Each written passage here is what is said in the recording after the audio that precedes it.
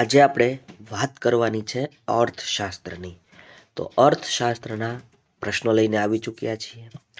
માનવીની આર્થિક સમસ્યાઓના ઉકેલ અને માનવીના આર્થિક વર્તનનો અભ્યાસ કરતા શાસ્ત્રને કયા નામે ઓળખવામાં આવે છે? તો મિત્રો, એને જ અર્થશાસ્ત્ર કહેવાય. માનવીના આર્થિક સમસ્યાઓના ઉકેલ અને માનવીના આર્થિક વર્તનનો અભ્યાસ કરતા શાસ્ત્રની વાત કરી. એને કયા નામે ઓળખવામાં આવે ભાઈ? અર્થશાસ્ત્રના નામે ઓળખવામાં આવે. ઇકોનોમિક્સ શબ્દ કયા ગ્રીક શબ્દ ઉપરથી ઉતરી આવેલો છે? તો ઓપ્શન તમે જુઓ, નોમોસ આપ્યો, ફિલિયો આપ્યો, ઇકોલોજી આપ્યું, ઓઇકાનોમોસ. સાચો જવાબ શું આવે ભાઈ? ઇકોનોમિક્સ શબ્દ કયા ગ્રીક શબ્દ પરથી ઉતરી આવ્યો છે ભાઈ? ઓઇકાનોમોસ શબ્દ પરથી ઉતરી આવ્યો છે. કયા અર્થશાસ્ત્રીને અર્થશાસ્ત્રનો વૈજ્ઞાનિક ઢબે અને સ્વતંત્રપણે અભ્યાસ શરૂ કરવાનું બહુમાન પ્રાપ્ત છે? તો ભાઈ વૈજ્ઞાનિક ઢબે આવે ને, વૈજ્ઞાનિક ઢબે, બરાબર, એટલે તમારે એડમ સ્મિથ યાદ રાખવાના થાય. કયા અર્થશાસ્ત્રીને વૈજ્ઞાનિક ઢબે સ્વતંત્રપણે અભ્યાસ કરવાનું બહુમાન મળ્યું છે? તો આમાં સાચો જવાબ આવશે ભાઈ એડમ સ્મિથ. બરાબર, એડમ સ્મિથ. અર્થશાસ્ત્રને વાસ્તવવાદી વિજ્ઞાન તરીકે રજૂ કરનાર અર્થશાસ્ત્રી કોણ હતા? તો ભાઈ અર્થશાસ્ત્રને વાસ્તવવાદી વિજ્ઞાન, બરાબર, એવું રજૂ કરનાર રોબિન્સ હતા. બરાબર, રોબિન્સ હતા, ખાસ યાદ રાખજો. અર્થશાસ્ત્રના અભ્યાસ અને વિશ્લેષણના ક્ષેત્રની રીતે કેટલા ભાગ પાડી શકાય? તો 2 ભાગ પાડી શકાય ભાઈ. કેટલા ભાગ પાડી શકાય? 2 ભાગ પાડી શકાય. કયા કયા? તો એક આવે ભાઈ, તમે જાણો છો એ પ્રમાણે ભાઈ, એકમલક્ષી અર્થશાસ્ત્ર. એક આવે એકમલક્ષી અર્થશાસ્ત્ર, બરાબર. બીજો આવે ભાઈ સમગ્રલક્ષી, બરાબર, સમગ્રલક્ષી અર્થશાસ્ત્ર. તો 2 ભાગ પાડી શકાય છે, ખાસ યાદ રાખજો ભાઈ. આગળ વધીએ. સામાન્ય રીતે દેશ, વર્ષ, વરસાદ જેવી સ્વતંત્ર ચલ રાશિ કઈ ધરી ઉપર દર્શાવવામાં આવે? તો મિત્રો, આડી ધરી ઉપર, એટલે કે એક્સ અક્ષ પર, બરાબર. આ ગ્રાફની વાત છે. અહીંયા ગ્રાફની અંદર સામાન્ય રીતે કોઈ દેશ હોય, વર્ષ હોય, વરસાદ હોય, બરાબર, આ બધું સ્વતંત્ર ચલ કહેવાય. સ્વતંત્ર ચલ એક્સ અક્ષ ઉપર દર્શાવવામાં આવે છે. પ્રિન્સિપલ્સ ઓફ ઇકોનોમિક્સ પુસ્તક કોણે લખ્યું છે? તો પ્રિન્સિપલ્સ ઓફ ઇકોનોમિક્સ માર્શલ દ્વારા લખવામાં આવ્યું. કોના દ્વારા ભાઈ? પ્રોફેસર આલ્ફ્રેડ માર્શલ દ્વારા લખવામાં આવ્યું છે. અર્થશાસ્ત્રનો અર્થ શબ્દ કઈ ભાષાના શબ્દ ઉપરથી ઉતરી આવ્યો છે? તો જો એ અર્થશાસ્ત્ર છે ને ભાઈ, બરાબર, અને એમાંય અર્થ શબ્દ, ધર્મ, અર્થ, કામ અને મોક્ષ, બરાબર. પહેલું આવે ધર્મ, પછી આવે અર્થ, પછી આવે કામ અને પછી આવે મોક્ષ. તો આ મિત્રો સંસ્કૃત શબ્દ ઉપરથી, સંસ્કૃત ભાષાના શબ્દ ઉપરથી ઉતરી આવ્યો છે. ખાસ યાદ રાખતા જજો મિત્રો. વિડીયો ગમે તો એક લાઈક કરતા જજો, શેર કરતા જજો, કમેન્ટ સેક્શનમાં કમેન્ટ પણ કરતા જજો. આગળ વધીએ ભાઈ.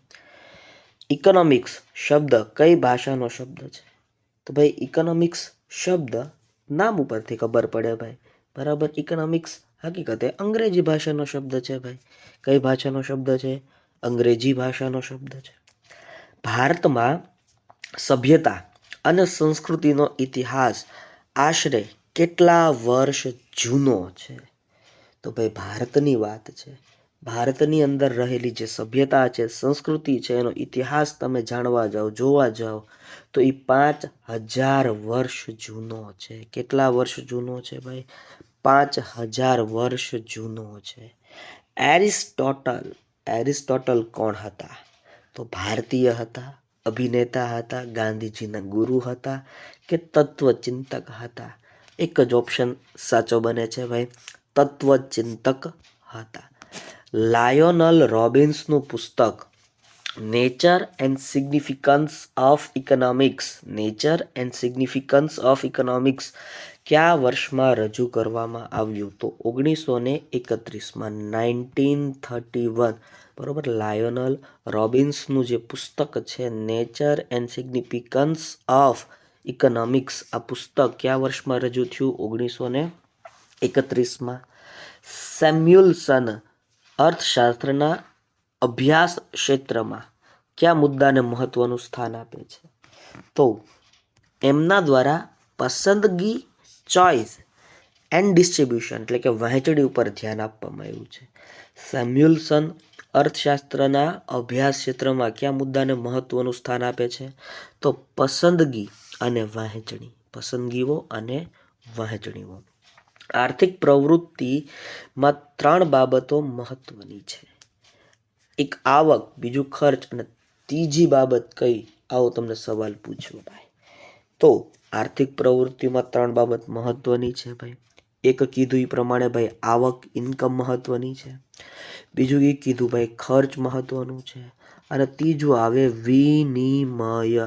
બરાબર, આપલે કરવાની વાત. વિનિમય એટલે શું? આપલે કરવાની વાત. શાળામાં શિક્ષણ મેળવવાની પ્રવૃત્તિ એ કઈ પ્રવૃત્તિ છે?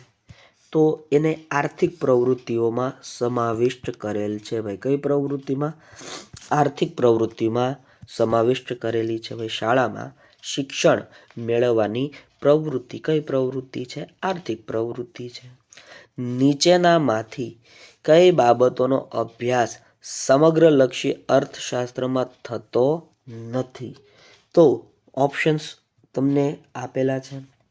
ગરીબી, બેકારી, પેઢીનું ખર્ચ અને વસ્તી. તો મિત્રો સાચો જવાબ આવે પેઢીનું ખર્ચ. બરાબર. જો આનો સમાવેશ અર્થશાસ્ત્રમાં થતો નથી, સમગ્રલક્ષી અર્થશાસ્ત્રમાં નથી થતો. બરાબર. ગરીબીનો સમાવેશ સમગ્રલક્ષી અર્થશાસ્ત્રમાં થાય, બેકારીનો સમાવેશ થાય અને વસ્તીનો પણ સમાવેશ થાય, પણ પેઢીના ખર્ચનો સમાવેશ થતો નથી. તો એનો સમાવેશ ક્યાં થાય? એનો એકમલક્ષી ભાઈ.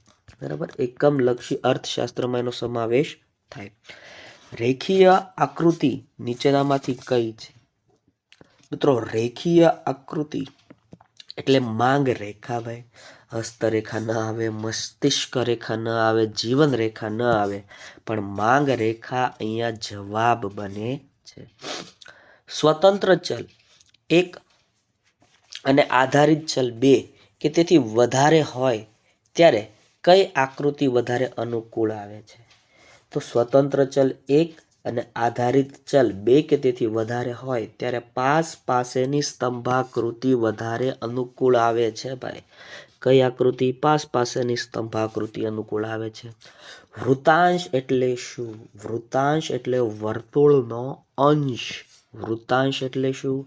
વર્તુળનો ભાઈ અંશ. નીચેનામાંથી કોણ આર્થિક રોકાણ કરતા નથી? ઓપ્શન જોઈએ ભાઈ. ડોક્ટર કરતા હોય, ગાયક કરતા હોય, મૃત્યુ પામેલા વ્યક્તિ અને શિક્ષક. તો જવાબ આવે મૃત્યુ પામેલા વ્યક્તિ. એ આર્થિક રોકાણ કરતા નથી. તીવ્ર સ્પર્ધાવાળા બજારમાં ગ્રાહકને આકર્ષવા શું કરાય છે? કિંમત વધારો, ભાવ સ્થિરતા, કિંમત ઘટાડો, ખર્ચમાં ઘટાડો. તો ભાઈ કિંમતમાં ઘટાડો કરવામાં આવે. ગ્રાહકને આકર્ષવા માટે કિંમતમાં શું કરવામાં આવે? ઘટાડો કરવામાં આવે. દાન આપવાની પ્રવૃત્તિ કેવી પ્રવૃત્તિ છે? તો મિત્રો દાન આપવાની પ્રવૃત્તિ, બરાબર, એ કેવી પ્રવૃત્તિ છે ભાઈ? તો એ હકીકતે તો બિનઆર્થિક પ્રવૃત્તિ છે ભાઈ. બરાબર, કેવી પ્રવૃત્તિ? બિનઆર્થિક પ્રવૃત્તિ કહી શકાય એને. માનવ જીવન માટે વસ્તુ કેટલી ઉપયોગી છે? તે બાબત વસ્તુનું કયું મૂલ્ય દર્શાવે છે? તો તે બાબત વસ્તુનું ભાઈ કયું મૂલ્ય દર્શાવે? ઉપયોગિતા મૂલ્ય. બરાબર, ઉપયોગિતા મૂલ્ય દર્શાવે છે. વસ્તુ કેટલી ઉપયોગી છે એ ઉપયોગિતા મૂલ્ય દ્વારા દર્શાવવામાં આવે છે. વસ્તુ કે સેવાના બદલામાં ચૂકવાતા નાણાકીય એકમનું પ્રમાણ એટલે શું? એટલે જ વાલા મિત્રો કિંમત. વસ્તુ કે સેવાના બદલામાં ચૂકવાતા નાણાકીય એકમનું પ્રમાણ એટલે શું ભાઈ? એટલે કિંમત. બરાબર, એટલે શું ભાઈ? કિંમત. ખાસ યાદ રાખજો ભાઈ. આગળ વધીએ.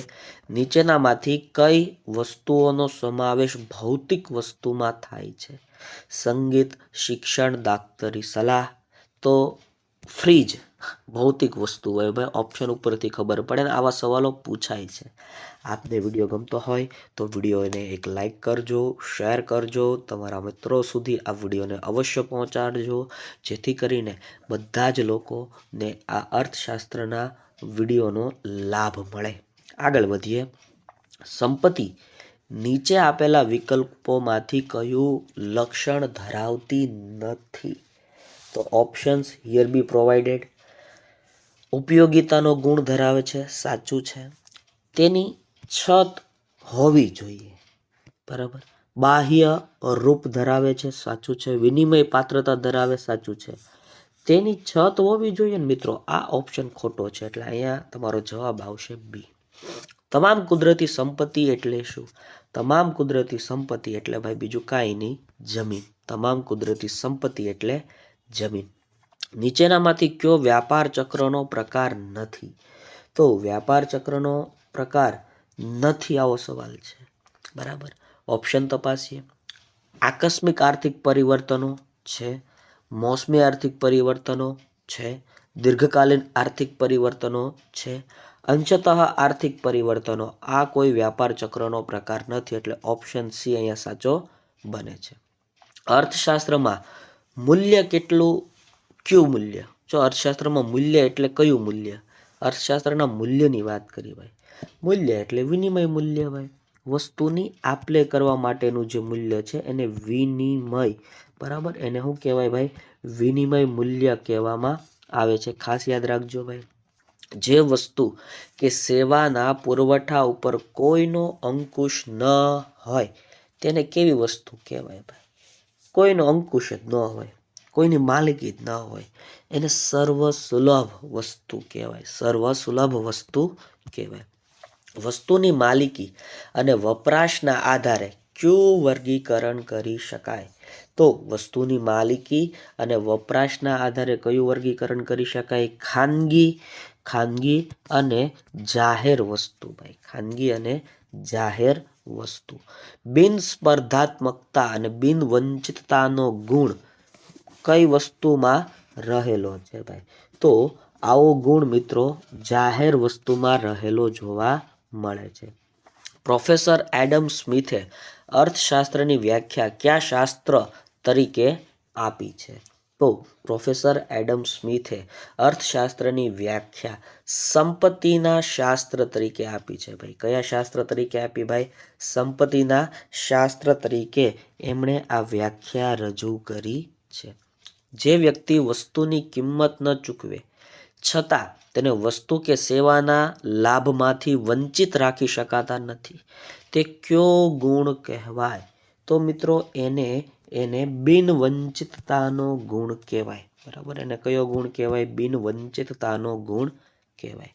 ભૌતિક જીવન ધોરણમાં સુધારો કરી વધુ સારી સ્થિતિનું નિર્માણ કરવું એટલે શું? તો એટલે ભાઈ કલ્યાણ, બરાબર. એટલે શું ભાઈ? કલ્યાણ. પ્રોફેસર માર્શલના મતે ઉત્પાદનના મૂળ કેટલા સાધન છે? તો ઉત્પાદનના મૂળ આમ તો તમે જાણો છો 4 સાધન છે, પણ અહીંયા પ્રોફેસર માર્શલ માત્ર ને માત્ર 2 જ સાધનને ઉત્પાદનના મુખ્ય સાધન તરીકે ઓળખે છે. અન્ય વ્યક્તિની દેખરેખ હેઠળ વળતરની અપેક્ષાએ થતા શારીરિક કે માનસિક કાર્યને શું કહેવાય? એને મિત્રો શ્રમ કહેવાય. શું કહેવાય ભાઈ? શ્રમ કહેવામાં આવે છે. ખાસ યાદ રાખજો. ઉત્પાદનનું સૌથી વધુ ગતિશીલ સાધન કયું છે? તો ઉત્પાદનના 4 સાધનો જમીન, મૂડી, શ્રમ, નિયોજક, અને એમાં સૌથી વધારે ગતિશીલ કોઈ સાધન હોય તો એ ગતિશીલ સાધન એટલે મૂડી, બરાબર, કેપિટલ.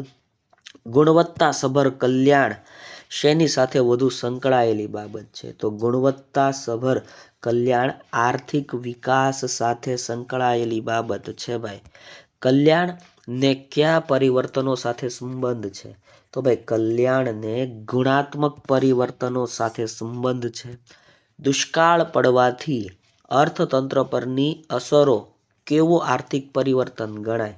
તો ભાઈ એને આકસ્મિક, ઓચિંતાની આકસ્મિક આર્થિક પરિવર્તન કહેવાય. શ્રમના પુરવઠાનો આધાર કોની ઉપર છે? તો શ્રમના પુરવઠાનો આધાર વસ્તી ઉપર છે. કોની ઉપર છે ભાઈ? વસ્તી ઉપર છે. માનવીની જરૂરિયાતો સંતોષી શકે તે રીતે વસ્તુ કે સેવાને ઉપયોગી સ્વરૂપ આપવામાં આવે તેને શું કહેવાય? તો મિત્રો એને ઉત્પાદન કહેવાય. એને શું કહેવાય? ઉત્પાદન કહેવાય. ખાસ યાદ રાખજો ભાઈ, માનવીની જરૂરિયાતોને સંતોષી શકે તેવી રીતે વસ્તુ કે સેવાને ઉપયોગી સ્વરૂપ આપવાની વાત છે ભાઈ, બરાબર. એને ઉત્પાદન કહેવાય. ઉધ્વગામી અને અધોગામી આર્થિક વલણો સર્જાય તેવા પરિવર્તનો કેવા પરિવર્તનો ગણાય? તો એને ચક્રીય પરિવર્તનો કહેવાય. કેવા પરિવર્તનો કહેવાય ભાઈ? એને ચક્રીય પરિવર્તનો કહે છે. યાદ રાખજો. વ્યાપાર ચક્રના કયા તબક્કામાં મૂડી રોકાણ અને રોજગારીનો દર ઊંચો જોવા મળે છે? તો તેજી, બરાબર. તેજીના સમયમાં ભાઈ, તેજીના સમયમાં મૂડી રોકાણ અને ઉત્પાદનનો દર એના કારણે રોજગારીનો દર પણ ઊંચો જોવા મળે છે. ચક્રવત આર્થિક પરિવર્તનો કયા પ્રકારના અર્થતંત્રના આધાર અસરકારક જોવા મળે છે? તો ભાઈ ચક્રવાતની વાત કરી. જો મૂડીવાદી અર્થતંત્ર હોય ને, એટલે કે મૂડીવાદ જવાબ આવે. ત્યાં ચક્રવાત ભાઈ, તેજી, મંદી, ઓટ અને સુધારણા વારંવાર તમને જોવા મળતા હોય છે. યાદ રાખવા જેવી બાબત. નીચેનામાંથી કઈ વસ્તુ ભૌતિક સંપત્તિ નથી? સોનું, મકાન, ઘરેણાં, શ્રમિકનો શ્રમ. તો અહીંયા જવાબ શ્રમિકનો શ્રમ જ આવે છે ભાઈ. જમીનનો કુલ પુરવઠો કેવો હોય છે? તો જમીનનો કુલ પુરવઠો સ્થિર જ રહે ભાઈ, બરાબર. એમાં કઈ ફેરફાર થશે નહીં, સ્થિર જ રહે છે, બરાબર. માંગને અસર કરતા પરિબળો કેટલા વિભાગોમાં વહેંચવામાં આવે છે? તો માંગને અસર કરતા વિભાગો બે ભાગમાં વહેંચવામાં આવે છે. કેટલા ભાગમાં વહેંચવામાં આવે છે ભાઈ? 2 ભાગમાં વહેંચવામાં આવે છે. માંગ રેખા કેવો ઢાળ ધરાવે છે? તો માંગ રેખા ઋણ ઢાળ ધરાવે છે. કેવો ઢાળ ભાઈ? માંગ રેખા ઋણ ઢાળ ધરાવે છે, બરાબર. વિડીયો ગમે તો લાઈક કરો, શેર કરો, કમેન્ટ સેક્શનમાં કમેન્ટ કરો. આગળના પ્રશ્ન તરફ વધીએ. 51મો પ્રશ્ન છે. હલકા પ્રકારની વસ્તુઓનું બીજા નામની વાત છે ભાઈ. તો હલકા પ્રકારની વસ્તુઓને બીજા કયા નામથી ઓળખવામાં આવે?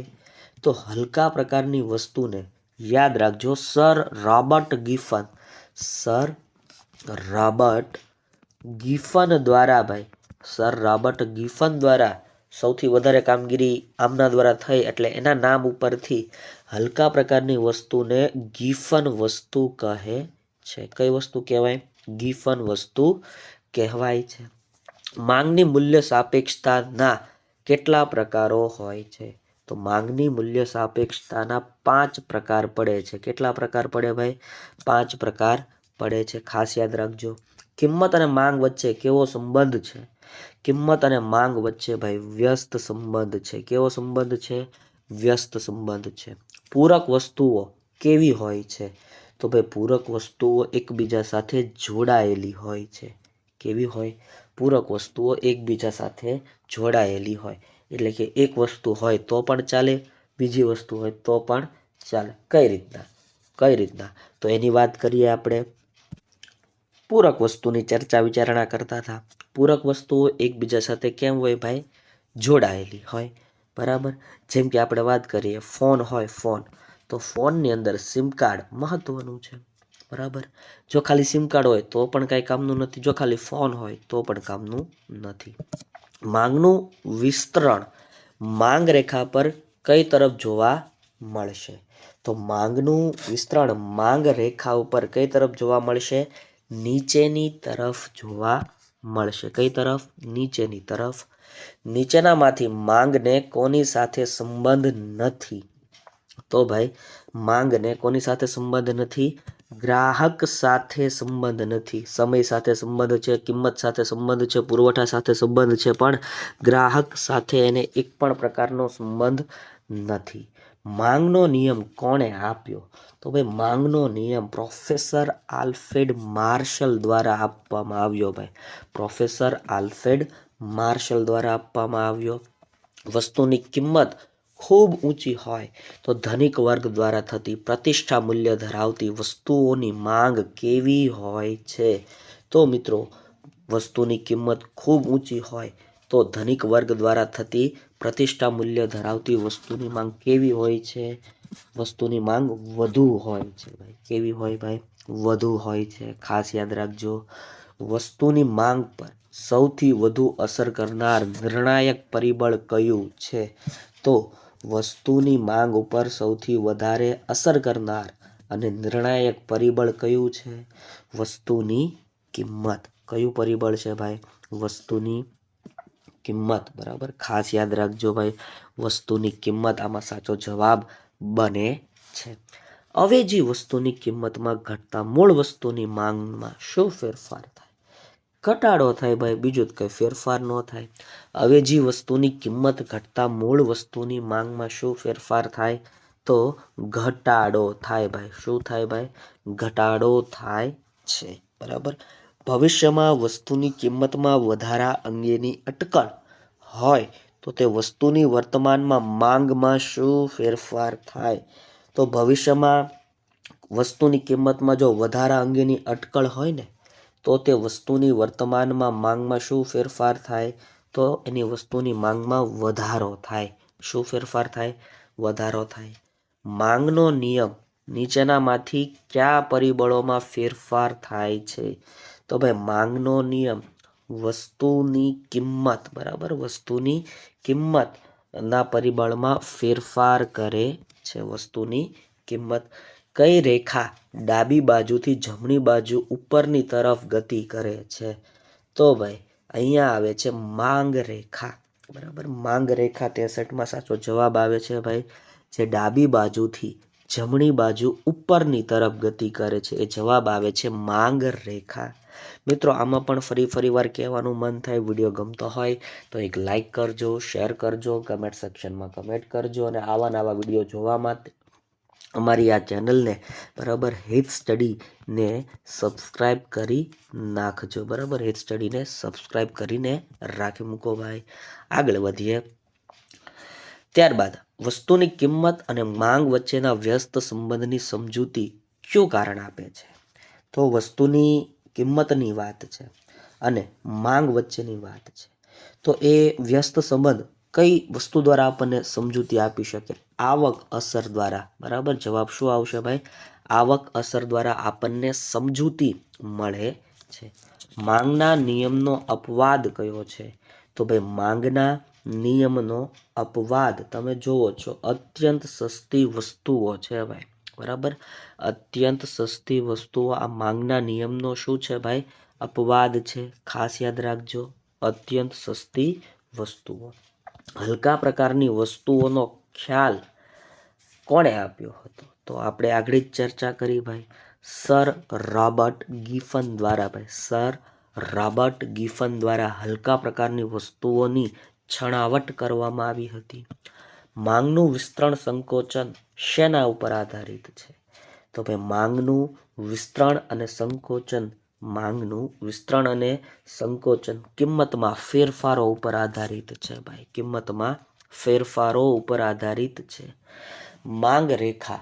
ત્યારબાદ માંગ રેખાનું વિસ્તરણ સંકોચન કિંમત ઉપર આધારિત છે. ત્યારબાદ મૂળ માંગ રેખાથી જમણી તરફ સ્થાન બદલાતી નવી માંગ રેખા શું સૂચવે છે?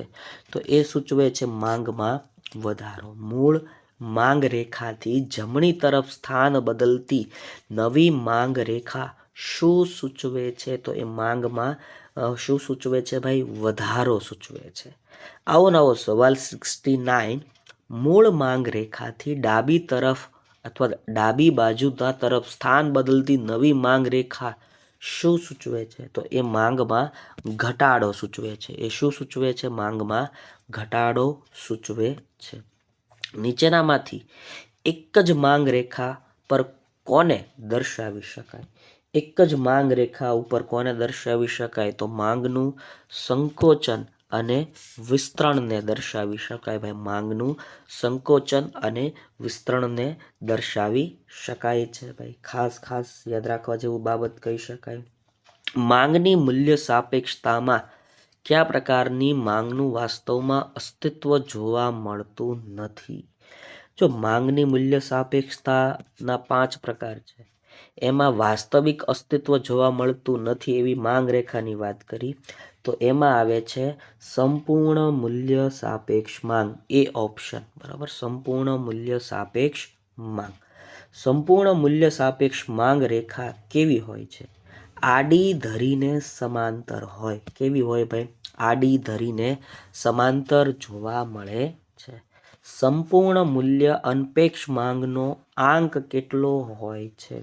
તો સંપૂર્ણ મૂલ્ય અનપેક્ષ માંગનો આંક 0 હોય છે ભાઈ. કેટલો હોય છે? 0 હોય છે. સંપૂર્ણ મૂલ્ય અનપેક્ષ માંગ કેવી હોય છે? સંપૂર્ણ મૂલ્ય અનપેક્ષ માંગ રેખા કેવી હોય છે?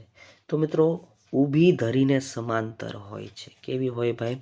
ઊભી ધરીને સમાંતર જોવા મળે છે, બરાબર. ખાસ યાદ રાખજો. વિડીયો ગમે તો ફરી લાઈક કરો, શેર કરો, કમેન્ટ સેક્શનમાં કમેન્ટ કરો. એકમ મૂલ્ય સાપેક્ષ માંગની મૂલ્ય સાપેક્ષતાનું માપ શું છે? તો ભાઈ એકમ મૂલ્ય સાપેક્ષ માંગની મૂલ્ય સાપેક્ષતાનું માપ બરાબર 1 છે, બરાબર 1 છે. માંગની આવક સાપેક્ષતાના મુખ્ય પ્રકારો કેટલા છે? 3. માંગની આવક સાપેક્ષતાના મુખ્ય પ્રકારો કેટલા છે? 3 છે. માંગની મૂલ્ય સાપેક્ષતાને માપવા માટેની રીત નીચેનામાંથી કઈ નથી? તો પહેલા તો જોઈએ રીત કઈ કઈ છે. ગુણોત્તરની રીત આ છે, ભૌમિતિક રીત આ પણ છે, કુલ ખર્ચની રીત આ પણ છે, પણ આવકની રીત નથી. ઓપ્શન તમારો જવાબ આવશે ડી, બરાબર. આવકની રીત. માંગની મૂલ્ય સાપેક્ષતાને માપવાની કેટલી રીતો છે? તો માંગની મૂલ્ય સાપેક્ષતાને માપવાની 3 રીતો છે અને એ 3 તમારી સામે છે. ગુણોત્તરની રીત, ભૌમિતિક રીત અને કુલ ખર્ચની રીત. કિંમતના ઘટાડાને કારણે પુરવઠામાં થતા ફેરફારને શું કહેવાય? કિંમતમાં ઘટાડો થાય અને એના કારણે પુરવઠામાં પણ ફેરફાર થાય, જેને સંકોચન કહેવાય. શું કહેવાય ભાઈ? સંકોચન, બરાબર. સંકોચન કહે છે. ખાસ યાદ રાખવા જેવો પ્રશ્ન કહી શકાતો હોય એને. કિંમત સિવાયના પરિબળો પ્રેરિત ફેરફારને લીધે પુરવઠામાં થતા પરિવર્તનને શું કહેવાય? તો મિત્રો એને કહેવાય વધારો ઘટાડો. કિંમત સિવાયના પરિબળો પ્રેરિત ફેરફારને લીધે પુરવઠામાં થતા પરિવર્તનને શું કહેવાય? વધારો ઘટાડો. વસ્તુની કિંમત અને પુરવઠા વચ્ચે કેવો સંબંધ છે? તો વસ્તુની કિંમત અને પુરવઠા વચ્ચે સમાન સંબંધ છે ભાઈ. સમાન છે ભાઈ. કેવો સંબંધ છે? સમાન છે. શું ઘટે તો નફાનું પ્રમાણ ઘટવાથી પુરવઠા ઘટાડવામાં આવે છે? ભાઈ કિંમત ઘટે. કિંમત ઘટે તો નફાનું પ્રમાણ ઘટવાથી પુરવઠો ઘટાડવામાં આવે છે. જથ્થો કુલ પુરવઠા કરતા કેવો હોય છે? તો જથ્થો છે ને એ કુલ પુરવઠા કરતા ભાઈ કેવો હોય? વધુ હોઈ શકે છે. વધુ હોઈ શકે છે. ભાવ સપાટીની વાત આવશે, ભવિષ્યની થોડીક વાત આવશે. ભવિષ્યમાં ભાવો વધવાની અટકળ હોય તો પેઢીના વર્તમાન પુરવઠામાં કેવો ફેરફાર થાય? તો પેઢી વર્તમાન પુરવઠો ઘટાડે અને સંગ્રહ કરે. ભવિષ્યમાં જ્યારે માંગ વધી જાય, બરાબર, ભાવ વધી જાય ત્યારે એ પુરવઠોને બજારમાં વેચવા માટે મૂકી દે. એટલે વર્તમાનમાં શું અસર થાય? તો ઘટાડે છે, બરાબર. આ સાચો જવાબ આવશે, ઘટાડે છે. ચોક્કસ સમયે ઉપલબ્ધ સાધન દ્વારા જેટલા પ્રમાણમાં વસ્તુઓ ઉત્પન્ન થાય તેને શું કહે છે? તો ચોક્કસ સમયે ઉપલબ્ધ સાધનો દ્વારા જેટલા પ્રમાણમાં વસ્તુઓ ઉત્પન્ન થાય તેને શું કહેવાય? એને ઉત્પાદન કહેવાય છે. એને શું કહેવાય? ઉત્પાદન કહે છે. વસ્તુના કુલ વેચાણક્ષમ એકમોનું પ્રમાણ એટલે શું? વસ્તુના કુલ વેચાણક્ષમ એકમોનું પ્રમાણ એટલે જ વાલા મિત્રો જથ્થો, બરાબર. એટલે જ જથ્થો. વસ્તુના તમામ એકમો પ્રવર્તમાન કિંમતે ઉત્પાદક વેચવા તૈયાર ન હોય, બરાબર, તો તેને શું કહેવાય? તો મિત્રો એને જ કહેવાય જથ્થો, બરાબર. એને જ કહેવાય જથ્થો. પુરવઠો જથ્થા કરતાં કેટલો હોઈ શકે? તો પુરવઠો એ જથ્થા કરતાં કેવો હોઈ શકે ભાઈ? વધુ હોઈ શકે. પુરવઠો એ જથ્થા કરતાં વધુ હોઈ શકે છે. સામાન્ય રીતે કિંમત અને પુરવઠા વચ્ચે કેવો સંબંધ છે? તો કિંમત અને પુરવઠા વચ્ચેનો સંબંધ કીધો ભાઈ, બરાબર. તો કેવો હોઈ શકે ભાઈ? તો એમના વચ્ચે સીધો સંબંધ છે. જો કિંમત વધે, પુરવઠો વધે, કિંમત ઘટે, પુરવઠો ઘટે, એટલે સીધો સંબંધ છે. પુરવઠો ની વાત કરતા પુરવઠા રેખાના ઢાળ કેવો હોય છે, આવો સવાલ છે. તો પુરવઠા રેખાનો ઢાળ ધન હોય છે, અથવા ઘન કહેતા હશો, પણ ધન યાદ રાખવાનું ભાઈ. વસ્તુના ભાવો ભવિષ્યમાં વધશે તેવી અટકળ થાય તો ઉત્પાદક વર્તમાનમાં તે વસ્તુનો પુરવઠો બજારમાં કેટલો મૂકશે, બરાબર. તો બજારમાં એનો પુરવઠો તે ઓછો મૂકશે ભાઈ, બરાબર, ઓછો મૂકશે. વસ્તુનું ઉત્પાદન કરતી પેઢીઓની સંખ્યામાં વધારો થતાં વસ્તુના પુરવઠામાં શું ફેરફાર થાય? તો મિત્રો વસ્તુનો પુરવઠો વધશે, બરાબર, વસ્તુનો પુરવઠો વધશે. રાજકીય સ્થિરતા હોય, કાયદો હોય અને વ્યવસ્થા જળવાય તો પુરવઠામાં શું અસર થાય? તો પુરવઠો ભાઈ વધે, બરાબર. પુરવઠામાં શું થાય ભાઈ? વધારો જ જોવા મળે. મહત્તમ નફો મેળવવાનો આશય કોનો હોય છે? મહત્તમ નફો મેળવવાનો આશય ઉત્પાદકનો હોય છે. કિંમત પ્રેરિત ફેરફારને લીધે પુરવઠામાં પરિવર્તન આવે તેને શું કહે છે? તો મિત્રો એને વિસ્તરણ અને સંકોચન કહેવાય. એને શું કહેવાય? વિસ્તરણ અને સંકોચન કહેવાય. કિંમત સિવાયના પરિબળોના ફેરફારના લીધે પુરવઠામાં પરિવર્તન આવે તેને શું કહેવાય? તો મિત્રો એને વધારો ઘટાડો કહેવાય. એને શું કહેવાય? વધારો ઘટાડો કહેવાય. ઉત્પાદન ખર્ચ ઘટે તો વસ્તુના પુરવઠામાં શું ફેરફાર થાય? ઉત્પાદન ખર્ચ ઘટે તો વસ્તુના પુરવઠામાં શું ફેરફાર થાય? વધારો થાય છે ભાઈ. કઈ બાબત પુરવઠા માટે મહત્વની નથી? તો કઈ બાબત પુરવઠા માટે મહત્વની નથી? ઉત્પાદન પદ્ધતિ મહત્વની છે, ટેકનોલોજીની કક્ષા મહત્વની છે, રાજકીય સ્થિરતા મહત્વની છે, સર્વ સુલભ વસ્તુઓ આ મહત્વની નથી. કિંમત વધતા પુરવઠામાં શું ફેરફાર થાય છે? કિંમત વધતા પુરવઠા વિસ્તરે છે ભાઈ. શું થાય છે? વિસ્તરણ થાય છે. સરેરાશ ખર્ચની રેખાનો આકાર કેવો હોય? તો સરેરાશ ખર્ચની રેખાનો આકાર યુ આકાર જેવો જોવા મળે. વિડીયો ગમ્યો હોય તો એક લાઈક કરો, શેર કરો, કમેન્ટ સેક્શનમાં કમેન્ટ કરો.